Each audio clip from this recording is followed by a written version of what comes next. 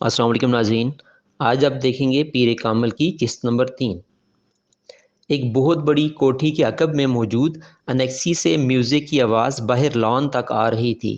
باہر موجود کوئی بھی شخص انیکسی کے اندر موجود لوگوں کی قوت برداشت پر حیرانگی کا اظہار کر رہا تھا، لیکن وہ انیکسی کے اندر موجود لوگوں کی حالت دیکھ لیتا تو وہ اس حیران کن قوت برداشت کی وجہ جان لیتا۔ انیکسی کے اندر موجود 6 لڑکے جس حالت میں تھے، اس حالت میں موجود تھے، اس سے زیادہ تیز اور بلند میوزک بھی ان پر اثر انداز نہ ہو سکتا تھا، اور جہاں تک 7ویں لڑکے کا تعلق تھا تو وہ ایسی کسی چیز سے متاثر نہیں ہوتا تھا۔ انیکسی کا وہ کمرہ اس وقت دھوئیں کے مرغولوں اور عجیب قسم کی بو سے بھرا ہوا تھا۔ قالین پر ایک مشہور ریسٹورنٹ سے لائے گئے کھانے کے کھلے ہوئے ڈبے اور ڈسپوزیبل پلیٹیں چمچے بھی پڑے تھے۔ قالین پر کھانے پینے کی بچی کچی چیزیں اور ہڈیاں بھی ادھر ادھر پھینکی گئی تھیں۔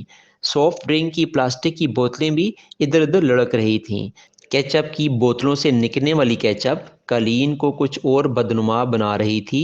وہ 7 لڑکے اسی قالین پر ایک دوسرے سے کچھ فاصلے پر برجمان تھے۔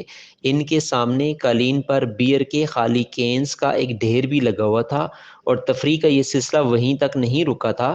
اس وقت وہ ان ڈرگز کو استعمال کرنے میں مصروف تھے جن کا انتظام ان میں سے ایک نے کیا تھا۔ پچھلے 2 ماہ میں وہ تیسری بار اس ایڈونچر کے لیے اکٹھے ہوئے تھے، اور ان 3 مواقع پر وہ 4 مختلف قسم کی ڈرگز استعمال کر چکے تھے۔ پہلی بار انہوں نے وہ ڈرگ استعمال کی تھی جو ان میں سے ایک کو اپنے باپ کے دراز سے ملی تھی۔ دوسری بار انہوں نے جو ڈرگ استعمال کی تھی وہ انہوں نے اپنے ایک اسکول فیلو کے توسط سے اسلام آباد کے ایک کلب سے خریدی تھی، اور اس بار وہ جو ڈرگ استعمال کر رہے تھے وہ انہوں نے ایک ٹرپ پر راولپنڈی کی ایک مارکیٹ میں ایک افغان سے خریدی تھی۔ تینوں مواقع پر انہوں نے ان ڈرگز کے ساتھ الکوہل کا استعمال کیا تھا، جس کا حصول ان کے لیے مشکل نہیں تھا۔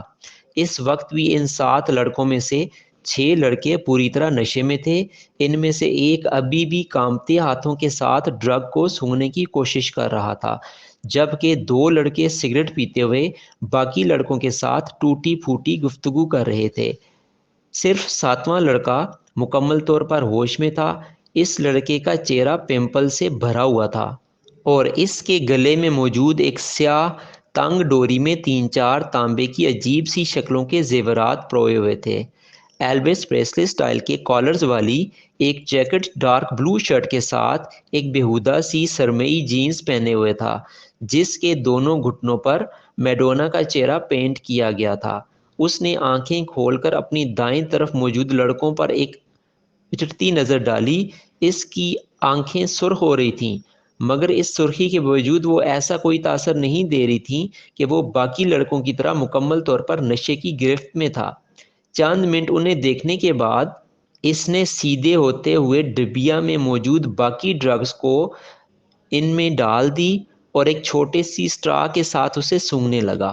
کافی دیر کے بعد اس نے اسٹرا کو ایک طرف پھینک دیا اور اپنے ہاتھ کی پور پر تھوڑی سی ڈرگ رکھ کر زبان کی نوک کے ساتھ کچھ دلچسپی، تجسس مگر احتیاط کے ساتھ اسے چکھا۔ دوسرے ہی لمحے اس نے برق رفتاری کے ساتھ اپنے بائیں جانب تھوکا۔ ڈرگ یقیناً بہت اچھی کوالٹی کی تھی۔ اس کی آنکھیں اب پہلے سے زیادہ سرخ ہو رہی تھیں، مگر ابھی بھی وہ اپنے ہوش و حواس میں تھا۔ اس کے چہرے کے تاثرات سے اندازہ ہو رہا تھا کہ وہ اپنی سرگرمی سے کچھ زیادہ محفوظ نہیں ہوا۔ 1-2 منٹ کے بعد اس نے اپنے پاس قالین پر پڑے ہوئے بیئر کے کین سے چند گھونٹ لیتے ہوئے ڈرگ کے ذائقے کو صاف کرنے کی کوشش کی۔ کین رکھنے کے بعد وہ چند منٹ تک کون میں موجود ذائقے کو صاف کرنے کی کوشش کی۔ کین رکھنے کے ڈرگ کو دیکھتا رہا۔ دوسرے 6 لڑکے اس وقت تک نشے میں پوری طرح دھت کارپٹ پر اوندے سیدھے لیٹے پڑے تھے، مگر وہ اب بھی اسی طرح بیٹھا تھا۔ کین میں موجود بیئر کے گھونٹ لیتے ہوئے وہ اس سوچ میں ان سب کو دیکھتا رہا۔ اس کی آنکھیں اب متورم ہو رہی تھیں، مگر ان میں موجود چمک بتا رہی تھی کہ وہ ابھی بھی مکمل طور پر نشے میں نہیں ہے۔ یہ اس کے ساتھ تیسری بار ہوا تھا۔ پہلی 2 بار ڈرگ استعمال کرنے کے بعد وہ اسی طرح بیٹھا رہا تھا، جبکہ اس کے دوست بہت جلد نشے میں دھت ہوئے تھے۔ رات کے پچھلے پہر وہ ان لوگوں کو اسی حالت میں چھوڑ کر خود گھر آ گیا تھا۔ آج بھی وہ یہی کرنا چاہتا تھا۔ کمرے کے اندر موجود ڈرگ کی بو سے اب پہلی بار وہ الجھنے لگا۔ اس نے کھڑے ہونے کی کوشش کی اور وہ لڑکھڑایا۔ اپنی لڑکھڑاہٹ پر قابو پاتے ہوئے وہ سیدھا کھڑا ہو گیا۔